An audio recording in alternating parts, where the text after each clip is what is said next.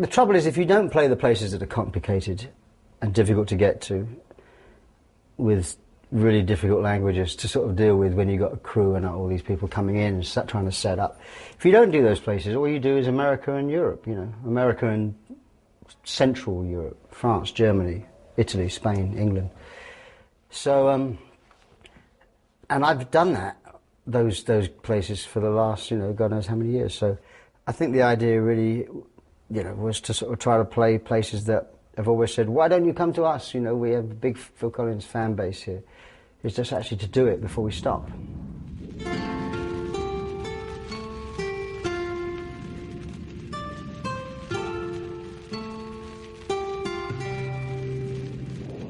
Phil was adamant that he wasn't going to play anywhere he'd already played in the previous European tour. If I'm going to go out on the road one more time, I'd like to go to South America and the Far East. And also maybe do some places that we've never played, like the places we're playing now on this tour. Unfortunately, Disney, Phil's working on the musical for Tarzan, as you know, and they moved their schedule ahead. That meant that I couldn't be away over that winter period in South America and the Far East because I was needed in New York at the rehearsals. So we decided that we wanted to do the Middle East and Eastern Europe because we'd never ever been there, and it was something we always wanted to do. It ends up that people don't like travelling to these places because of the kind of the press that it gets. So I'm hoping that when we go there, they'll be so pleased to see anybody. They'll love us. We fly too close. A couple of quick notes about what to expect and what not to expect when we're out there. A lot of places bags are going to have to be screened when we go, so make sure you leave them unlocked. Same plane as we had last time, same crew, a lot of people are the same on there. We're going to be a lot fuller. Most of the time, every seat on the plane is going to be taken. So just to see how difficult this tour can be, we're playing Tallinn, Helsinki, Tallinn. I know. Just to see how many air miles we can get.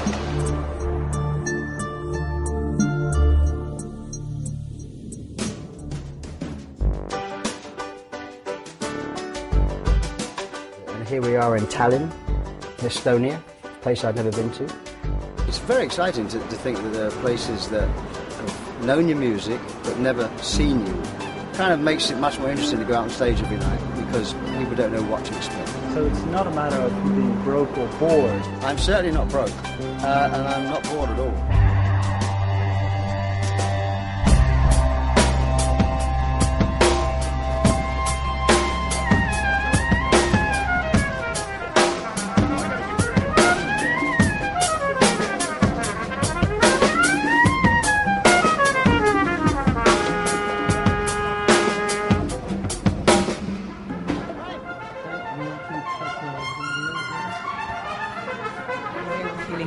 Is this a good place? Oh yeah, it's good. You know, we have been rehearsing. I mean, we know this show backwards. You know, we've got some new things in it, but basically we know it. But then we had about 10 days rehearsal, and then we had about 4 days off. So now I'm hoping that everybody will remember everything. And we'll find out tonight. 45 minutes. That's actually It's the same people that you see every time. Every day, you come.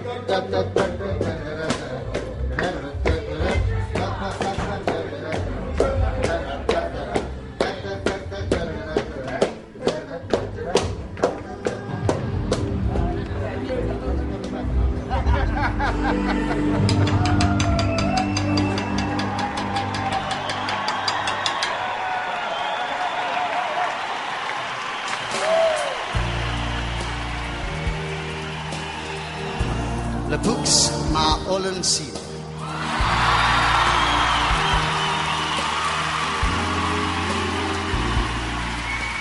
Well, it was fantastic, really. I mean, I didn't really know what to expect, but one hopes that the audience are going to kind of, you know, be as up for it as you hope. I mean, there were standing audiences. You see, standing audiences are usually much more outgoing than a seated audience. They're involved in all the songs from the word go, and so they sing Can't Stop Loving You, they sing Another Day in Paradise, Back to You, and in One More Night they sang, and that was the first time in the set that they kind of sung along. And I remember I got very kind of emotional. I thought, there's all these people in this country I've never been to, in this city I've never been to, you know, a long way away from where I live, and they were singing along to my song, you know. I hope you understand this. We've had a wonderful concert tonight, and you are a lovely audience, and thank you very much for all your love. Really. It was very touching, and they did it a lot last night. So the audience was fantastic. Good night, Estonia. Good night, Tallinn. You've been fantastic. Gotta go home. Got to go home. Gotta go home. Great audience. Fantastic. I mean, it's what amazes me is that the kind of kids that age are not supposed to like me. Why not? Well, you know, I'm supposed to be too old for them, and they're supposed to be into younger, hipper things. You know? And yet, when it comes down to it, they like the songs, they like the records, and so they come to the concert.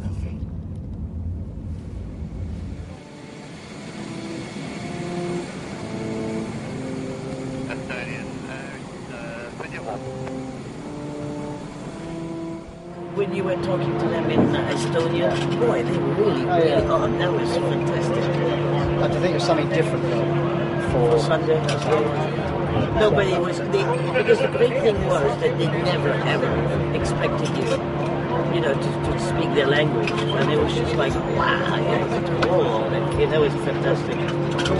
Yeah, that was very good.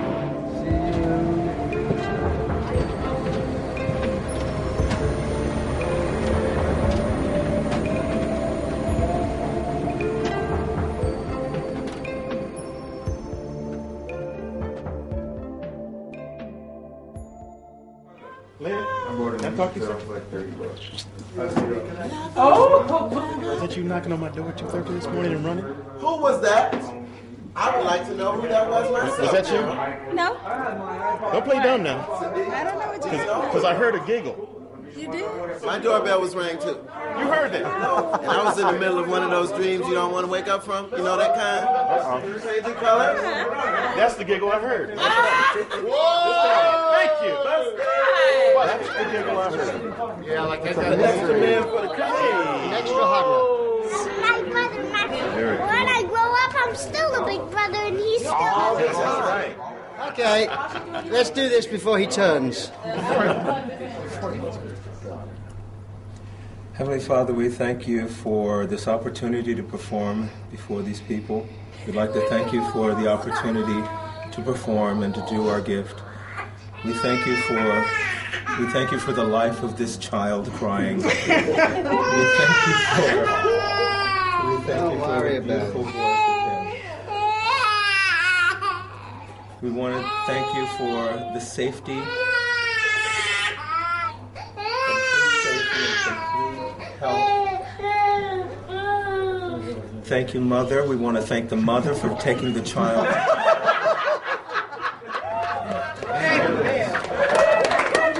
If I can't bend the leg properly, then I kind of tend to sort of trip. Why'd you say ow? Oh, this is the blue one, yeah? Why'd you say ow? Because my knee is strong, but I can't bend my leg quite as much as I'd like to. My knee and my leg is giving me more problem than I'd like. This year I turned in a hotel room. I was just turning slightly, and suddenly something happened, and I left it for about 2 months, and then so eventually they found out that it was a meniscus which had cracked. So I had to have an operation, which I had on August the 4th. But that was cool. Started rehearsals, everything was fine, and then I fell on stage second night in Helsinki, and that really hurt my knee. It was agony. Well, I don't know what happened. You know, we should watch it back because I have no idea. I just went, I did a turn, and I went for one. You know, I don't know if I tripped over Holly stuff. I tripped over something. You tripped though? Well, I don't remember tripping. I don't remember it giving way like. No. What you should do is get a physio and see if you can strap it properly. My problem is that if I strap it, I can't bend my leg, which means that I trip on things. Yeah. This is the fucking problem. And now I'm sitting here with this kind of strip of muscle across the top of my thigh, well, bottom of my thigh actually. And it hurts to bend my leg too much, which of course to other people makes me look, they probably think, well, he's getting old a bit and getting on a bit now. It's very embarrassing when you do that.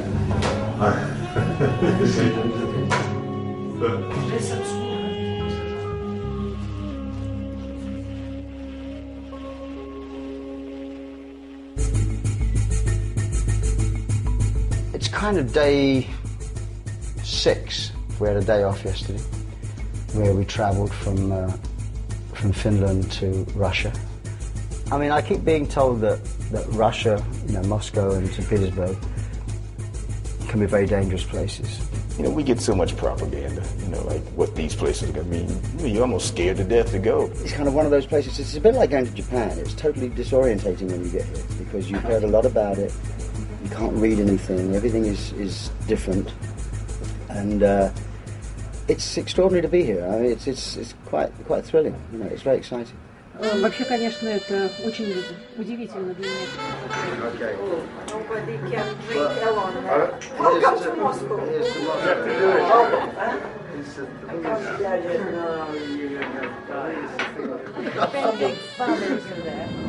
is the Kremlin. That's the Kremlin. It's like a triangle. Now, in the fortress. gardens, can you walk in the gardens? Yeah. Actually, being in Moscow was quite extraordinary. Just being there, having heard so much about this place all my life. All the way up till I was 15 years old, all I used to see on TV was like either Castro and the Russians, and back in the Khrushchev days, and Brezhnev and all those boneheads. And here I am, like a couple blocks from Red Square. Was something that I couldn't possibly believe 20 years ago. That you'd be able to walk round the Kremlin and look around the river and walk through Red Square. It seems like, that was totally amazing. It really was totally amazing to be able to do that. Actually, KGB building this. Oh, yeah? Yeah. What, the one over there? Lubyanka, is that the Lubyanka now? Yes, this is Oh, that's Lubyanka. Famous Lubyanka. With the 10 floors down. Yeah. under Oh, this. yeah. Are they still? Yeah. Does that still exist, or what? Of course. Is it still? What is it now? Is it? No, is it it's equivalent? probably archives, but before it was like a prison. But it's not called KGB anymore. It's not called. It's like a Federal Security Bureau. Is it still the place? Same place? Yeah, it's the same yeah. KGB. They just changed the names and that's it. And nothing else. Well, Moscow, I almost got, I almost went to jail by 2 crooked cops. Just out of nowhere, these 2 cops show up. Hey, passport. Huh? Passport? I don't have my passport. I just checked in. Tim Brockman had it, so it was just like an ugly experience. I'm not sure what goes on in that, in the wheelings and dealings within this new system. Moscow, I think, left everybody a little, little not sure what the deal is. It's a sad system. It's a sad thing just to see people that look kind of just unhappy and beaten up all the time. I'm not sure if maybe a couple of generations down the line it's going to be a much nicer place because the old school is over at that point, and it'll be generations coming along that hadn't experienced the Cold War and some of the stuff that went on, because the freedoms that they're feeling now are still relatively new in historical times.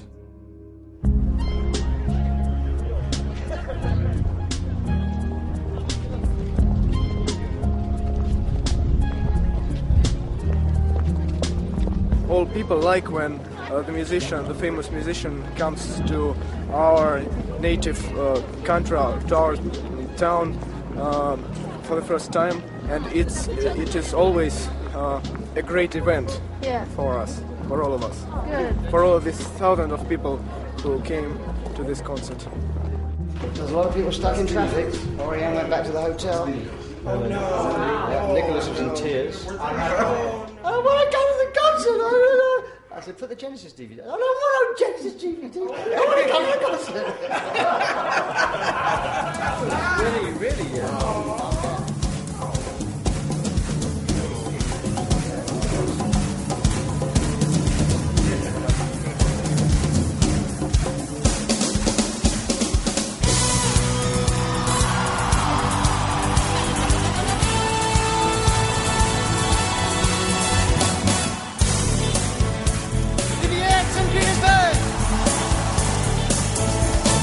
St. Petersburg was absolutely stunning, amazing. It stuck out because it was just, the audience was just fantastic. The people were singing, man, like loud, every word of every song. But everybody was really into it. You know, they kind of got up and they were dancing and they were clapping and shouting. So that was good. That was a nice surprise. So the gig was great.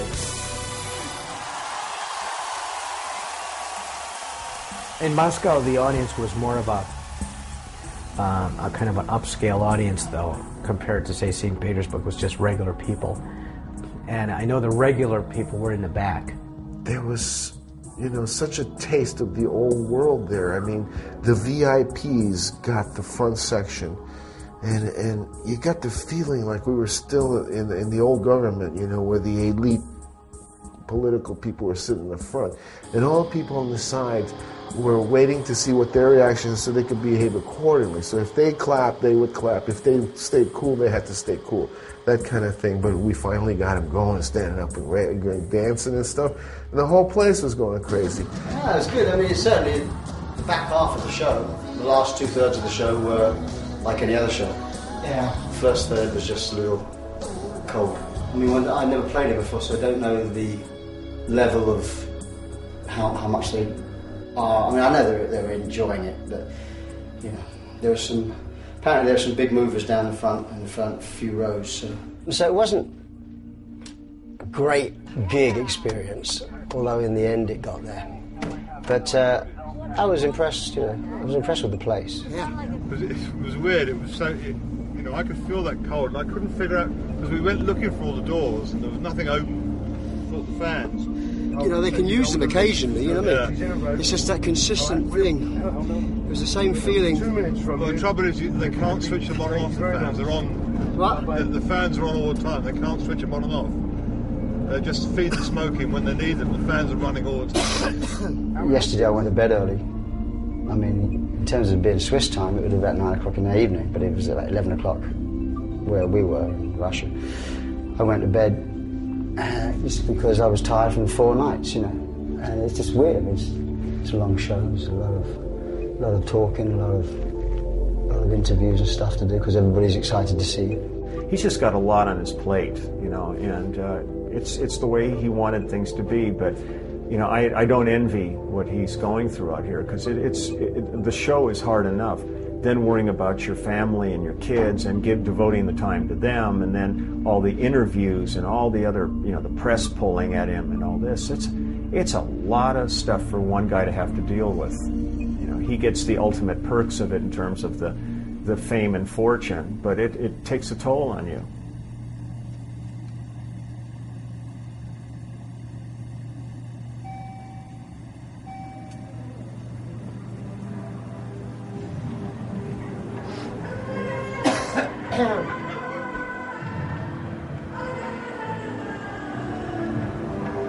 It's one of those moments when you really wish you'd stayed home, you know? You don't know whether it's going to be okay or disaster. I did one of these with Genesis once, Tampa, 40,000 people. Did one song, couldn't sing. Had to walk off, disaster. Sometimes you just forget about it. I mean, it's not a question of feeling bad. I don't mind feeling bad. It doesn't matter. Especially whether you can actually physically sing in the show. So we'll find out.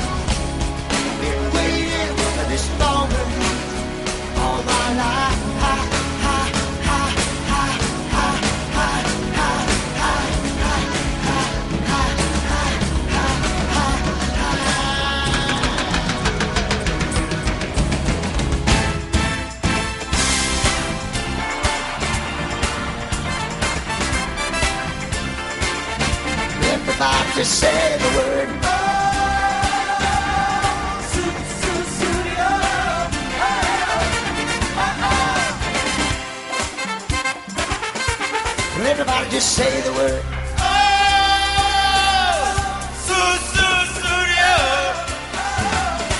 Well, everybody just say the word.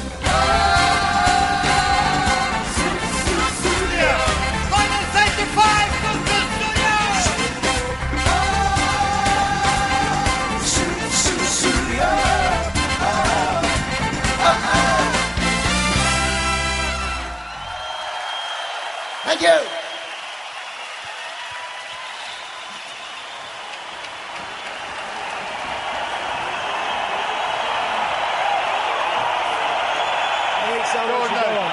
Go on and take a bow and introduce the band.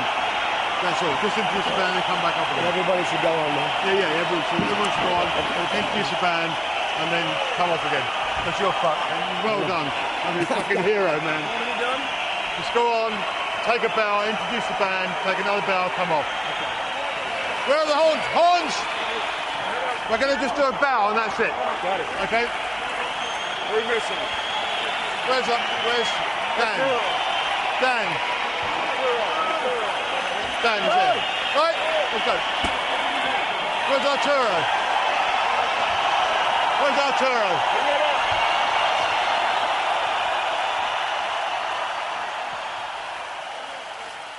Ladies and gentlemen, I can't sing anymore. I'm sorry. I have a cold, I can't sing, but I see this sign down here. It says we waited for 30 years. So I have to carry on. But thank you very much from all of us for being such a wonderful audience at you. And for me, half a man I started out being. Thank you very much, Vilnius. I love you, and thanks for your love. I hope you enjoyed it. Good night. Oh, I felt for you up there, mate. I really felt for you. I was like hurting every time you did it. Yeah. I'm planning Plan B at the moment, so we'll see. I can't see me singing in a day. No, I can't either. But I think the best plan is probably the best shows to try and move are the two Prague shows because it gives you 3 clear days, and it also is the easiest place to get back to because everywhere else is a nightmare to get back to. I mean, What do we do? We go to Prague. What do we do? We go to Prague because it's better hotel there. It's better to hang out there anyway. If you're going to rest, it's the best place to rest. Here is not great. Go to Prague. I'll go, and we'll see what happens.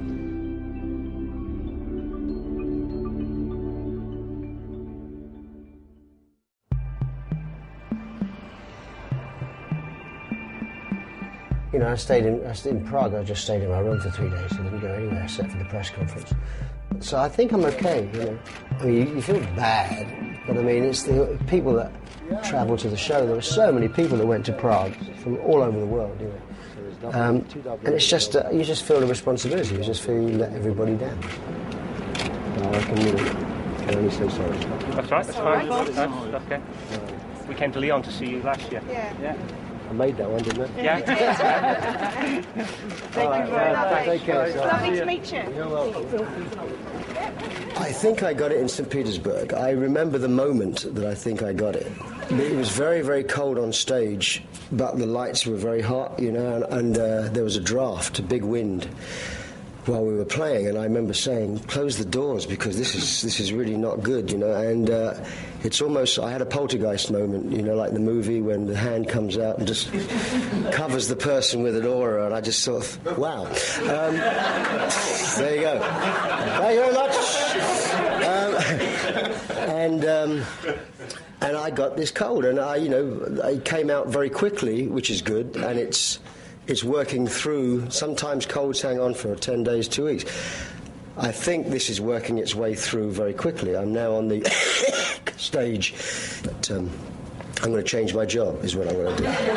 That's why I'm stopping. 30 years of anxiety about getting a cold and disappointing people. There's a lot of pressure.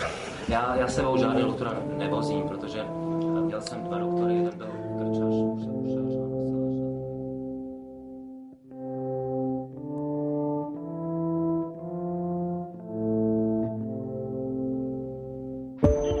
Hi, this is Phil Collins here. Well, I'm backstage, so I'm here. And we've done a sound check. And if anybody's in any doubt as to whether I'm going to play tonight, then there's no doubt. I'm here and we're ready. And so people should come along. Tonight we'll play all the songs you like. Minden dalt, minden. Minden. Dal. Minden. Minden dalt. Dal means songs. Dalt. Minden dalt. Dalt eljátszunk. Minden dalt eljátszunk. Amit szerettek. Minden dalt eljátszunk. Amit szerettek. And you'll be pleased to know that that is the end of my Hungarian.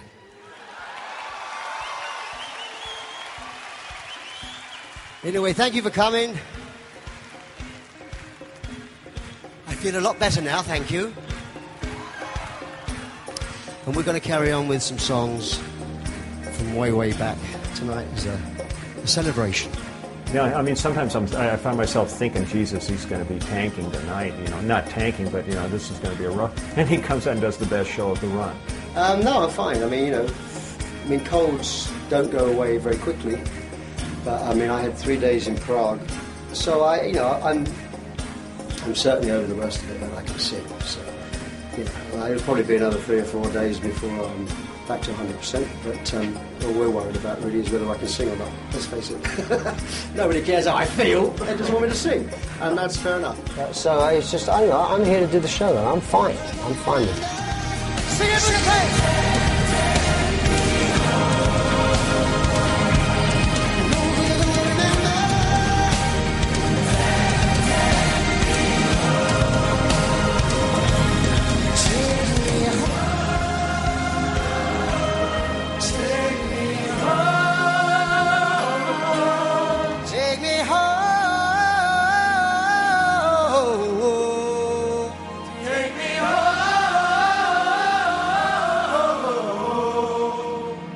Just take me home.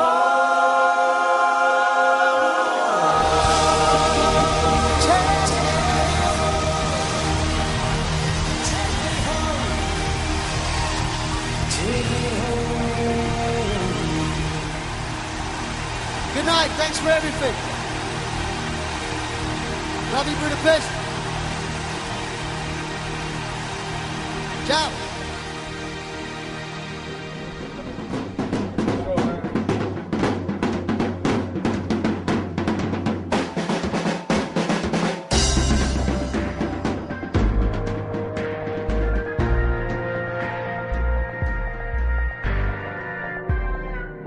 Where we are in the tour, it seems like everybody's pretty tired. And I'm coming off of a cold. It seems like, and Phil came off of a cold.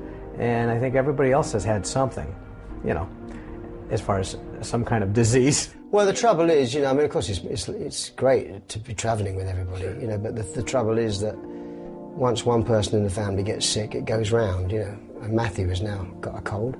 The family are leaving tomorrow to go to Athens because the next 2 or 3 days, 3 or 4 days, are actually a bit rough schedule-wise and also, hotel-wise. You do need certain things for the kids and it's just not there. So they're going to Athens, so I'll have 4 or 5 days solitude, as it were, without knowing that I won't get it back. It was very sweet. I checked into the hotel and the manager said, Mr. Collins, this is the best hotel room we have in Croatia. Well, in Zagreb anyway. It was and it's a lovely room as well. It's lovely.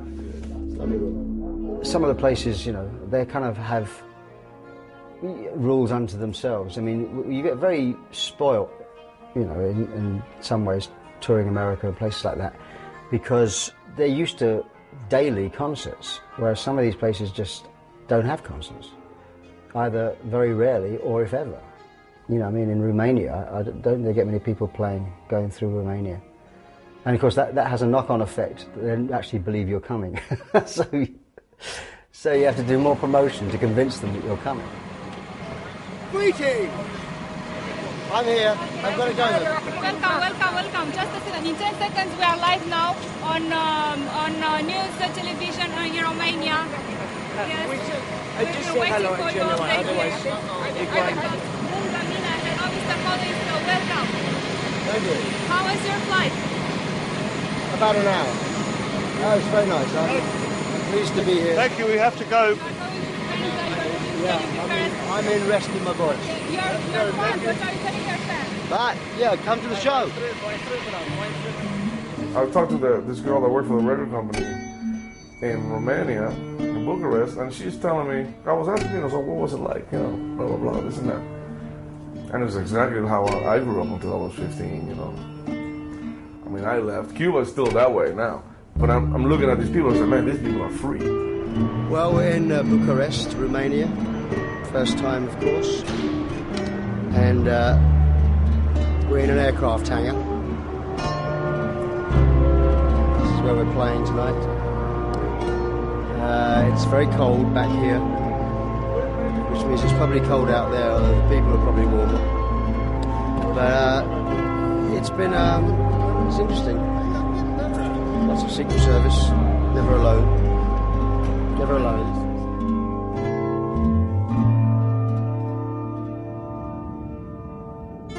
Since I come from Cuba originally, I grew up in communism. There's a little different twist for me when I play to some of those audiences. Just because I think about it sometimes even when I'm playing, like, man, these people, you know, they're so happy. You know, they're really going nuts. They're loving the show, right? They're really enjoying this. And what, 15, 14 years ago or whatever, they would have never been able to do this. Knowing the history and what they've been through, I mean, I think I can't relate. You know, I mean, I know I can't. You know, it's like I appreciate, you know, the people that, you know, they seem to be like looking past it and going on with their lives.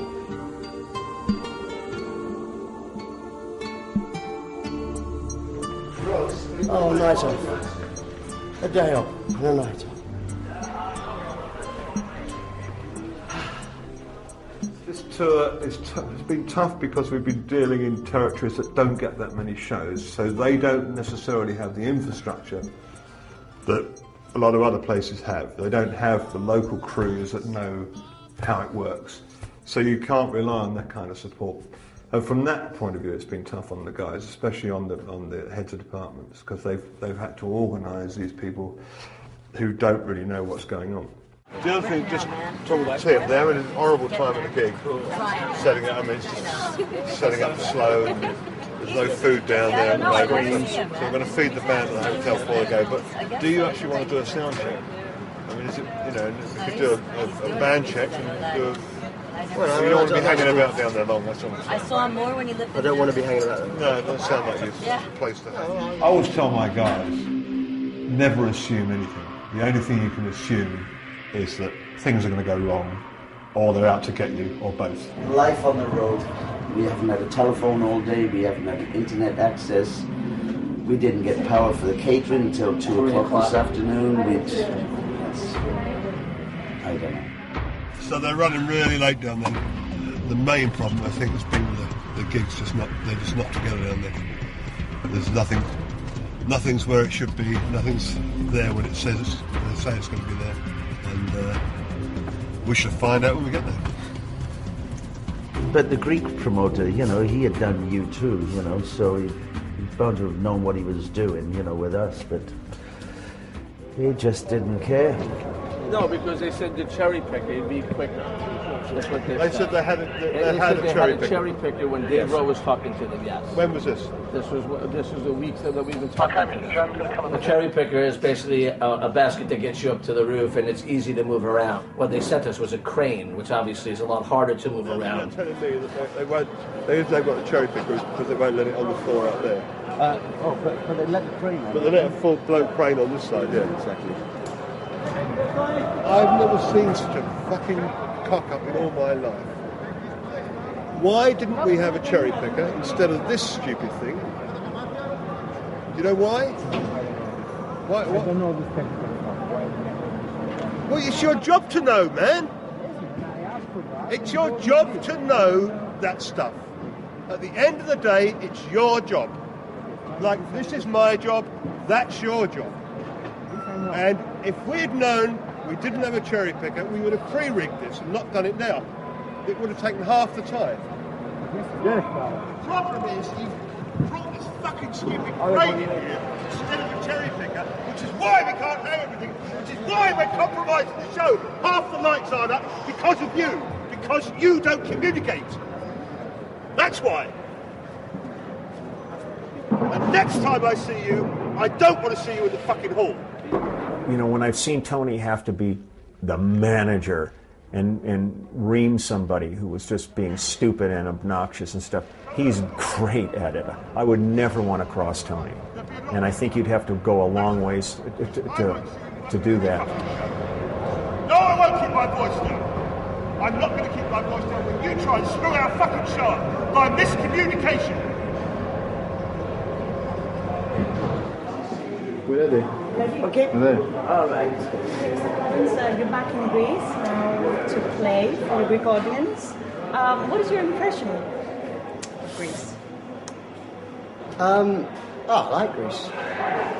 You know, we were late getting in because the trucks were delayed in Bulgaria. Bless their hearts.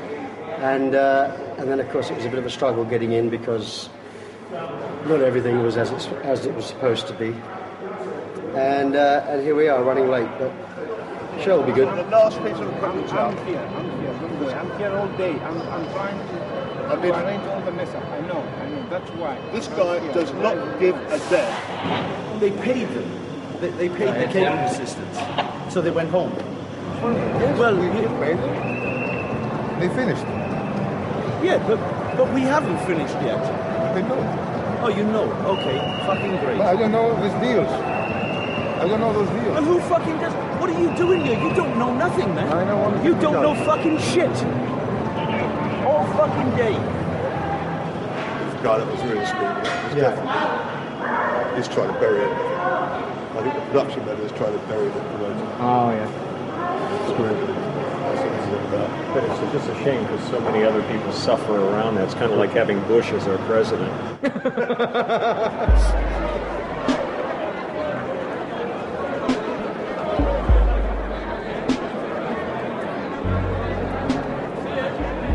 Yeah, I think we're looking at 9:40 showtime. All right, man, why don't you come on in and go start checking all your other stuff for the show so we're ready to go. Wandering around. Danny's gone up on the bridge. I don't know what bridge that is. Yeah, to jump. He's going to go up the bridge to bring the family down by hand because the traffic isn't moving. We have people changing clothes. We have people leaving valuables. She can't be coming through and bringing people down this hall. Yeah, my ass is out. She gawked at it. She understands. No, she does not. She understands. Well, she understands, but she does not care. Working here. We thought she understood that, but she this man is half naked and she walks through. It's not appropriate. I don't like, my hairy ass being out in front of strangers. In England, we call it my hairy ass club. is out all the time. But in Athens, It's a cute hairy ass. thank you.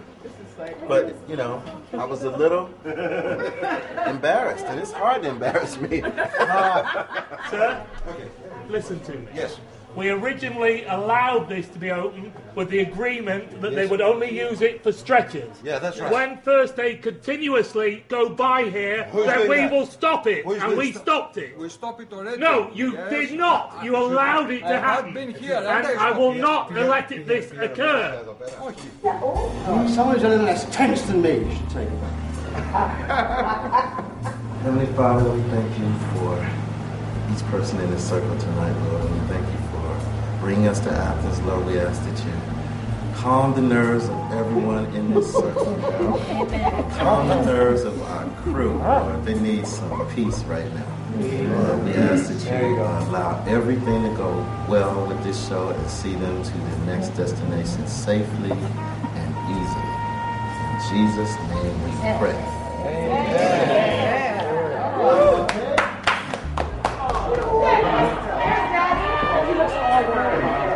Hey, Nicky.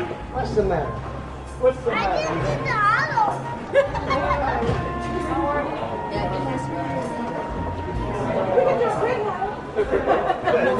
title right now. Take it, Nick.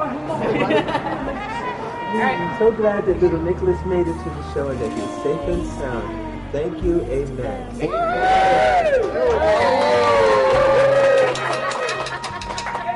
Thank you very much for coming. It's been a long time, us coming to Greece, but here we are. Here we are. Talk to me. I'll open it up. If I see one person in here, it's going back in front. That's fair enough. If I see one person, if I see him or anybody else walk down this hallway when I got people trying to dress for the show out there, I'm putting it back in front. I'll open it up. You guys go the other way. In the case we have something that happens, in that case, I'll go in jail. You won't go in jail. I'll go in jail. No, but what's going to happen that's I don't know. around? I don't know. It takes some time, and it's difficult to do. 2 minutes. No. This is the right way. No, I've got people getting dressed in here for the show. I've got entertainers that are coming in here to get dressed. I do not want a bunch of people walking through here when they're getting dressed for the damn show. Nobody will be walking. Bullshit, that's not what he's saying. So you two figure it out and walk around. But let's not use this as a walkway. Okay? It's not that hard.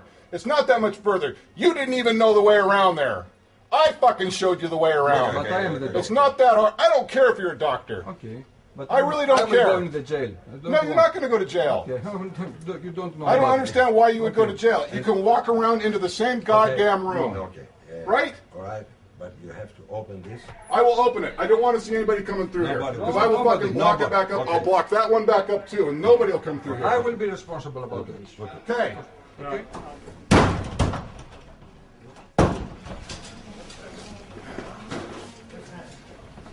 I've been here for.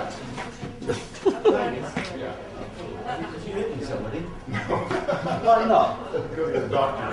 He can fix himself. I was as big as you. I heard it in someone. See ya. I said I'd come, and I came. Good night, Athens. Good night. Love ya. Pass that over.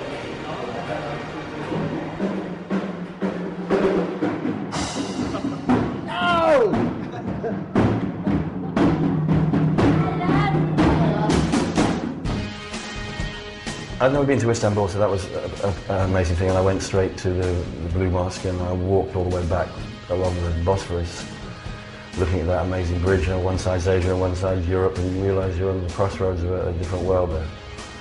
And you're very aware that Istanbul is not like Athens, because Athens, people go to holiday and stuff, and we know about it. But Istanbul was a real first flavour of what it's like to be somewhere else. One thing on the Turkish thing, because Turkey, since they have been told, this whole thing about are they going to enter the European community or not, and not, so they're all a bit peeved about thinking that people don't like them, in Europe. So if you could just say something, I mean. I love Turkey. I've always loved Turkey. Exactly. So if you could just say something like, I'm so much looking forward to see, Turkey, and Well, I we like love Turkey. this. I've Exactly. been to Turkey. But they have this thing going on, like the Europeans don't like them anymore. And I know. But it's just one of those The things you have to worry about. I always say, the great thing with Phil is that he always wants to treat people the way he likes to be treated himself. So it's very simple with Phil. He is on time. He will do what he has to do. My job is to keep things on time. I want to take. Can we take a picture with the carpet? No, Tisal, ask your question, please. I want to learn about what you're thinking about Turkish football teams and Turkish carpet. I have no particular affinity with Turkish football. In terms of carpets, I have carpets in my house that may well have emanated from Turkey. Awesome. But we don't know. Okay. I'll have to go back and ring you up. I'll have to go back and look on the... Thank you very much. Thank you very much. All right. Thank you. Don't Thank you. Tisal, I will come back. She's going to come back. I'd get out of here. Please if I help. were you. I'd leave if I were you. Thank you for coming. You're welcome, Mum. Thanks, Phil. You asked me, can we take picture with the carpet? I said no. The first thing you do is ask, before you ask your question, you say, can we take a picture with the carpet? It's just beyond me. You are Harriet. You are the biggest newspaper in this country. And now, we talked about it before, and I said to you, no, we are not here to promote the carpet seller. So I'm a little bit apprehensive as to what it's going to be like in some of those places and what's it going to be like in Beirut. You hear that, you know, it's a bit like what people hear about Northern Ireland, you know, and then you go to Belfast and actually life goes on normally. It's just one little part. So you just avoid that part. And in Beirut, maybe it's the same. I don't know. One gets the impressions from seeing the news over the last 20 years that it's a building site, you know. And yet we're playing there. So it can't be. It can't be that. Otherwise we wouldn't be playing there. So, and it can't be dangerous. Otherwise I guess we wouldn't be playing there. I always remind myself of my conversations I used to have with Americans when the IRA was bombing London. And people would say, well, aren't you worried? And you say, no, I live in London and, you know, yes, it might happen, but the chances are very, very rare. And that went on for years. You know, I was expecting to see bombers all over the place, and you know what I mean? I mean, you and I went out there and went downtown. It was incredible. And the people like really nice, you know, and they're Muslim people, you know. You're here in the States, oh, these people, you know, they're wearing the robes and the thing, and these are great people. They were saying in Beirut, you know, the radio stations in the war there, that, oh yes, they used to play In the Air Tonight, you know, in the tanks before they went in, you know. And you don't think about things like this. The songs became very personal to them because they heard them so much. And, you know, it's just amazing. You think of the haphazard way the songs are written, and then suddenly they end up being someone's flagship song, yeah. It's great. We got the Prime Minister and then the Leader of the Opposition sitting next to each other. They hate each other. So it's a photo opportunity for everybody. Wow. Yes. It's like a band. Hi.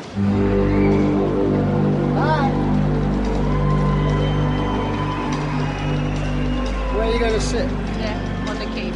You got tickets? I mean, have you got seats? You got tickets? Sold out. You sell them tickets? Yeah. With a discount, I hope. Ever the avarice. Oh, man. Well, I give the kid one. So is that the Prime Minister? There's a Prime Minister and the wife's president. That's why they got the picture. So they look smiling. Right, of course, they had to. You know, it was like a pack of Was he words. sitting smack bang in the middle? Yeah, exactly. Oh, he was all right. He having a good time. Very important picture we have here, because we have the Prime Minister of Lebanon and the wife of the President of Lebanon. But so we have two different parties, and we all know how about the politics of Lebanon can be volatile, I think is the word. So this is the picture for the Lebanese people as far as politics goes. Voila. Just travelling from Beirut to Tel Aviv is impossible. I mean, not forget the gig, just actually leaving one place and going, you have to go via somewhere else. Politics. I mean, the crazy part about this is that Beirut to Tel Aviv by road is 150 miles. We can truck all the gear from Beirut to Tel Aviv, no problem. But no, we have to fly all the gear from Beirut to Cyprus and then from Cyprus to Tel Aviv. We had to stop here in Cyprus on the way from Beirut. You want to ask me why? I don't know why. You know, that's the rules. You know, this is a kind of place where they're really paranoid. Yeah. You know, about what do the people in Beirut think about us. A lot of the questions here in Israel are around the Middle East and the Palestinians. I was wondering if in Beirut the journalists were asking you about coming to Israel? No, they didn't mention it. Did you have any fears coming to Israel? No, I didn't. I presumed that if I was coming, it was safe enough to come, you know. I mean, people have been very, very friendly to me. I can't see what the fuss is about. The worst thing, the most difficult thing is the press conference, because, especially in a place like this, you know. Press conferences are for important things, you know, like a Prime Minister will hold a press conference, or the Foreign Secretary, you know, will call a press conference to say something important. And you find yourself, you know, some pop star sort of standing up there with journalists that are almost thinking, I feel, who does he think he is? But I answer questions, if I can. Why did you decide not to go to the Palestinian territories? Why did I? Decide not to go to the Palestinian territories, given the fact that it's a neighboring territory. My manager. No one offers a show. To me, there are no boundaries. There are no good places, bad places. I wish it wasn't like this. I really do wish it wasn't like this. I'm an entertainer. You know, I'm not here to preach politics or whatever. As far as I'm concerned, the more we can be compassionate towards our fellow man, the sooner we can do that, the better. That's as far as my politics go. It's, you know, we're all here on this earth for so X amount of time, and it just seems that we should all try and get on with each other. But life can't always be like that. Every time I try to think it through, I oversimplify it. And of course, there's people that have lost families, loved ones to bombs. It goes deep, and people are afraid to forget. But anyway, it's a strange, because it's, you know, you've never been to these places. It's strange. It's a cultural shock sometimes. You know, you're used to going to America, you're used to going to France, you're used to going to Germany. Now, kind of almost used to going to Japan. But nevertheless, these places are, you're actually going to Jerusalem, having heard about the place for all your life, you know? And Tel Aviv, you know, it's places that you've never ever been to before.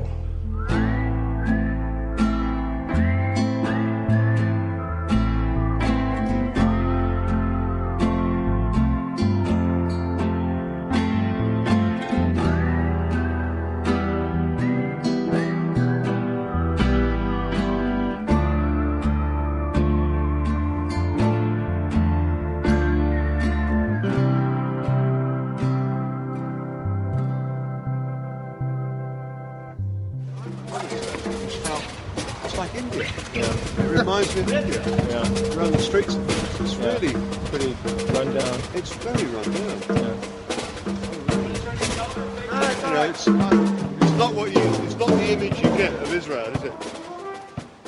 We'll see what the gig's like. Of course, it's raining, as it always does do when we have an open air show. I told the weather guys at the airport, so this is supposed to blow over within 20 minutes. And then? And we're supposed to be clear for the rest of the night. But this wasn't even supposed to happen. Exactly. That's what he got from the first one. Yeah. So I think, you know... I don't think you can rely on it. He said it was 4 o'clock and... Yeah, and, you after know, 4, so I wouldn't, you know, if this blows over in 20 minutes and we get lucky, yes, but I think it's going to rain again. I need to know from you, how much time do you need to let the public know? Okay, doors should be open in 30 minutes, so it's late. But I've called, and we are the only spot in Israel at the moment that it rains for 10 to 15 minutes. Yeah. We are in communication with the Air Force forecast. What I suggest is not to do anything, because I advertise that it's going to take place and it's a one-off, rain or no rain, we are doing the show. Okay. So I'm... All right, I'll tell you what we should do then. Before showtime, about 15 minutes beforehand, you should get out and make an announcement off stage. You can do it. Say, if it rains heavily, we will have to stop, but we will start again. And then at least people know and they won't go crazy. You forced me to take my better shirt. Sorry. No, you don't have to be on the stage. You can do it off stage. So, just a public service announcement. Yeah.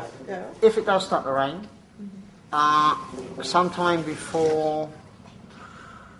I mean, we can't do it after True Colours, really. It'll have to be before True Colours. There will be a decision made to go straight to Paradise. Okay. Cool. And we'll miss out those 2 tunes if it starts to rain. If it starts to rain during those 2 tunes, then we're fucked. And we'll probably do both encores. You know, we assume we're doing both encores. Okay. Come in and sing it. Can I take a picture with you? Yeah, sure.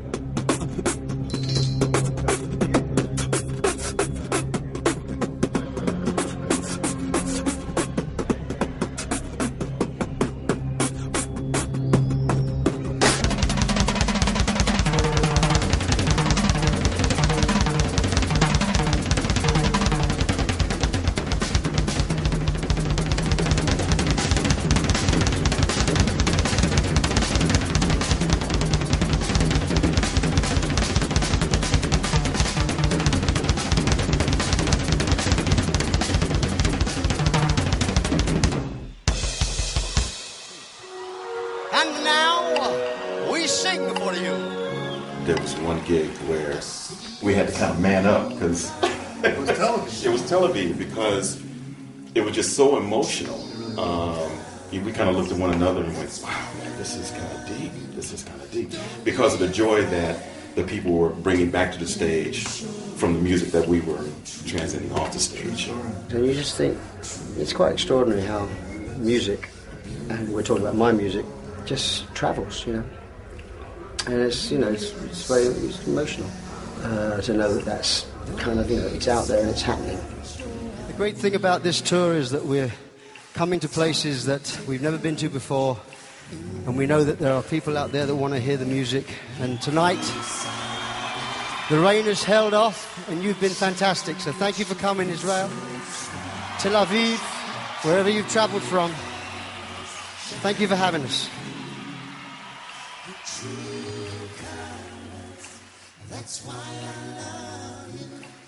I knew that there were people, because I'd heard that there were fans, you know, in different places that we were playing, and that's why we were going. But the fun part has been negotiating the borders and the visas and the languages and the cultures. That's been great fun. Tough sometimes, especially for the crew. I think all the guys in the crew will tell you that we do work hard, but we look after them very well as well. So I think overall they're okay about it, but it is tough, and they earn their money. It's been a blur, really. Basically, we load into a show in the morning, set up, do the show, tear down, go to the airport, unload all the trucks, load it onto an Antonov. That's the Russian plane we use, the freight plane.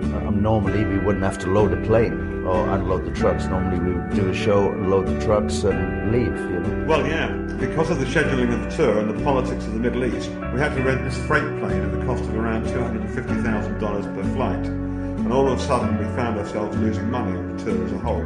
It's nice. It was weird to look at it because, you know, one thinks there's a pot of gold at the end of the rainbow, but there isn't. And at one point, we were going to lose money.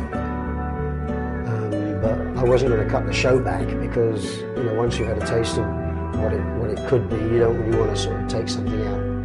And if you don't make money, so what? You know, I mean, I've got enough money. It was a very difficult thing to put together, given the fact he didn't want to play anywhere he hadn't played before, and we had 75 people and 120 tons of gear sitting here in the Middle East. Now, where the hell are we going to go now? Because it's 3 days travel to get anywhere. You can ask him, he'll deny it, but my arm was twisted by Tony Smith, my longtime manager. You know, I managed to add these Dusseldorf shows on the basis that we were going to do the shows for Phil's charity. I mean, I actually said I don't want to play anywhere again, that I've already just played on it, because that's going to share territory, you know, we're going back to the same place again. But it was a very, very generous, overly, stupid, generously offer. To my charity, the Little Dreams Foundation. But what it gave me was the opportunity then to get back into Europe so we could pick up places we hadn't already played. You know, we added a second show here because of ticket demand, and we're subsidising. I mean, the foundation's getting 75-80% of the money. The rest of it will go to bolster up the rest of it, you know.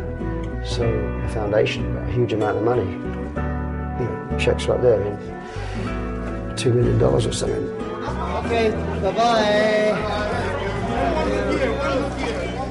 The girl that was supposed to open the door.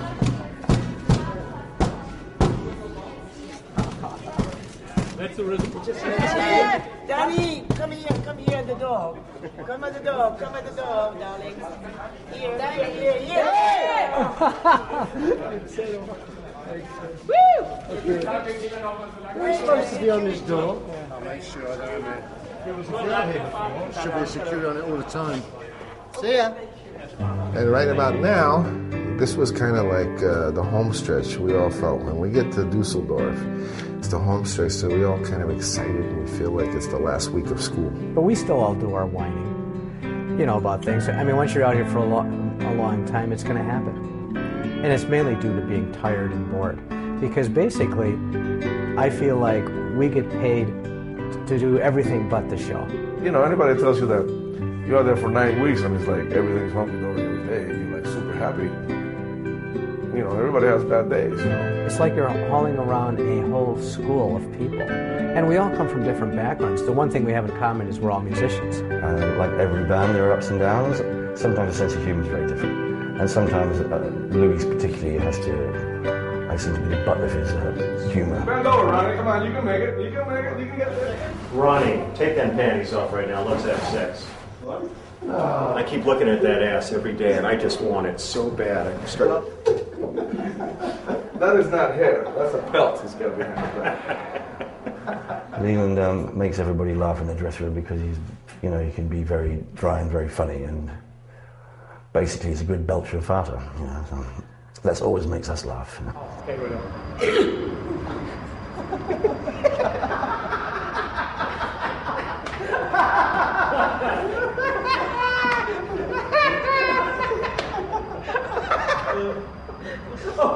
I like all these people, but I don't really want to be around them all. Really, because we're around each other all the time.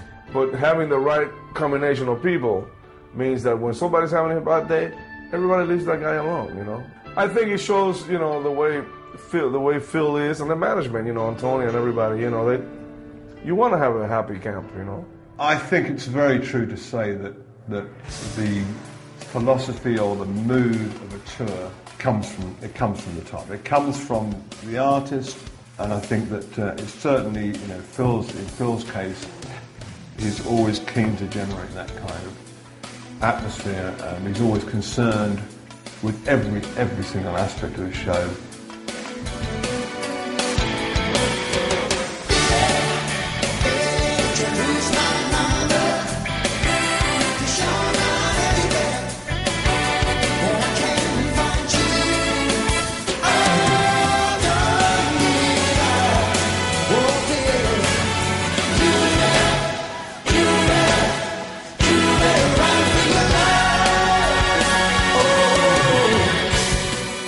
It's actually, some of it is better than I expected. The people love it in the places we've been because they don't get much, and this is like, I've never seen anything like this. I'm very conscious that when we go back to the UK, the show will appear slick. A hardened critic, music critic, that sort of went to see Prodigy the night before and is going to go and see 9 Inch Nails the night after, would have a culture shock. He'd say, this is like Vegas, Some people might think it's Vegas-y. I remember a review one time where we played an incredible show, and the review said something like, nothing could date a song more than a sax solo. And that's ridiculous, because what is this person listening for? Is he listening or is he feeling? It's like the word entertainment is a dirty word, Show business is a dirty word. And at times I just think, what the fuck have I got to do? I know I don't have to worry about it. I know I could just say, hey, to all the critics. And I do on the good days, but I can see it coming a mile away, really, like a ton of bricks, like Ireland, Scotland and Belfast. And I'm just worried about it all coming off as shtick. And I've been sort of thinking, what can one do to change that? And the answer is really nothing, because it is what it is now.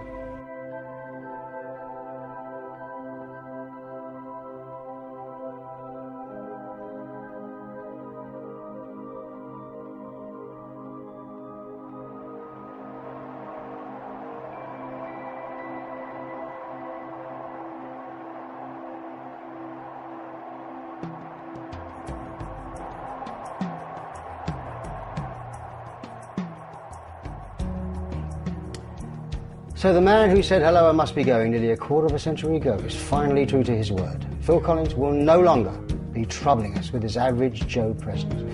On the second Glasgow date of his final farewell, no, really, I mean it this time tour, something like that. Anyway, he tried hard not to look like a man who more or less had already given up and had his feet up beside the swimming pool.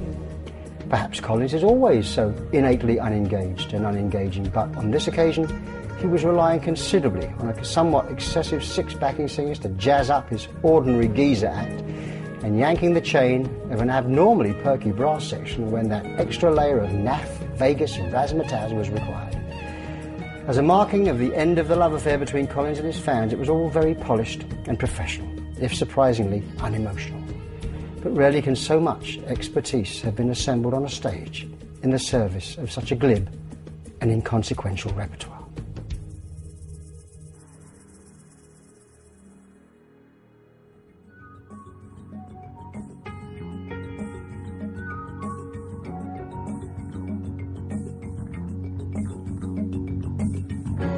Now, Phil, you've got to step out of this. There's nothing small about your act. Come on. Just think big. Come on! Put it up, young man! I know how to pull strings. When's the next tour? It's fantastic,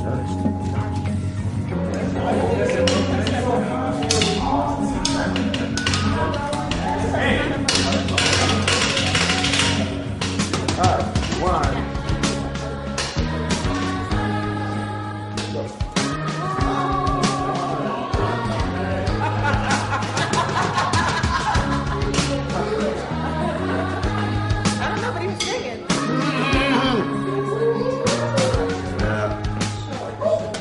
So, apart from the huddle, I can't let it go, can I? Without saying, this is the last show of, in the foreseeable future, the last tour. Don't know what that means, but... So you better make it good. It's been fun. So don't suck. We're all looking for something to do next week, right? Real quick, just press that.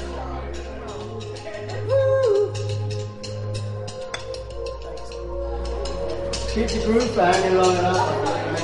Oh, yeah. It'll be all right. Okay, man. Yeah, man. Always great. Let's go have fun. Yep. We rock.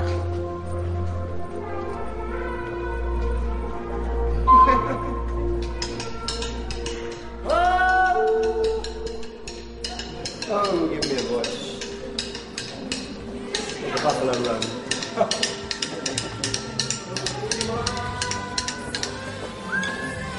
Well, the good thing is, of course, the last time I have to hear this fucking piece of music. No, I'm sorry, Salif. I love it. But enough is enough.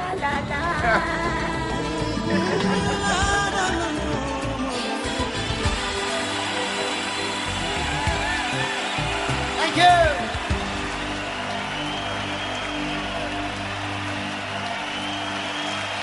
Okay. So basically, tonight is the last night of the last tour.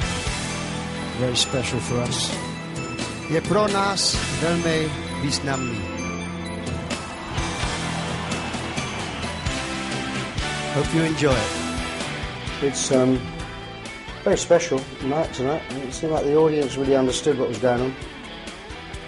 Because they were there from the very beginning, you know. Sometimes it takes a while, they're there and then we lose them and they come back. They were there from the beginning all the way through.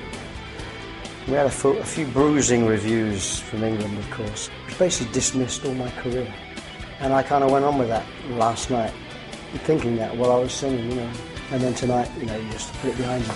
So I'm so glad we finished here than we did in England, because, well, the fans are great. It's nice to go out to an audience that really are oblivious to all that. They just come and they enjoy it and they show it. End of subject. End of story. It's great. Well, DK, vielen Dank. Merci beaucoup. Thank you very much. This is the, as I said, this is the last gig of the last tour, so it's very special to us. We've enjoyed it. Really, 100%. You guys have been fantastic tonight. Thanks to you. Really, you've lifted us. You have lifted us. You know, it's the end of a tour like this, I don't know, 20 countries, it's very tiring, and an audience is very important, and you guys lifted us tonight, so thank you for that. Just one or two things. These guys and girls up here, I know they're not all here, but this band is probably the best band I could ever have in the whole world. I'd like to thank them. And of course, there are so many people backstage as well. Our crew who have had such a hard time going from country to country. Our road crew, please show your appreciation for the road crew. the guys that drive the trucks, the guys that drive the buses, the people that cook the food that we eat, the people that put all this up, Michelle, who mixes the sound, Rowan, who does the lights, all these people. I know that most of you can't understand what I'm saying, but it's important that they know that I love them as well as anything else. So I just want to thank everybody for all their love and support for the last God knows how many years. This is for you.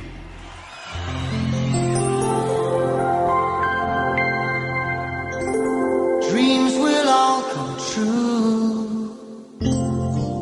Being here with you, and time will fly, carrying each day more than the day before, till spring rolls by.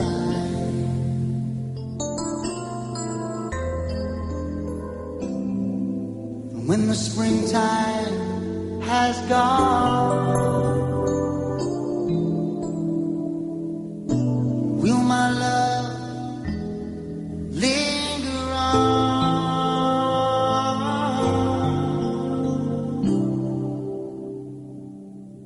I'll be loving you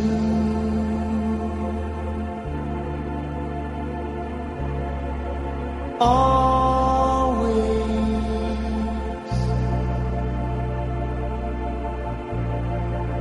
with a love that's true.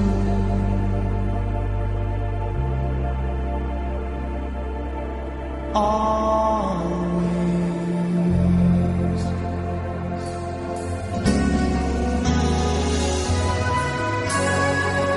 Until forever is through.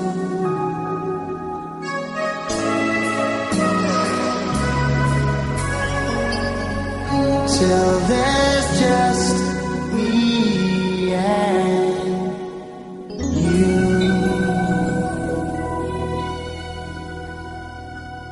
Oh,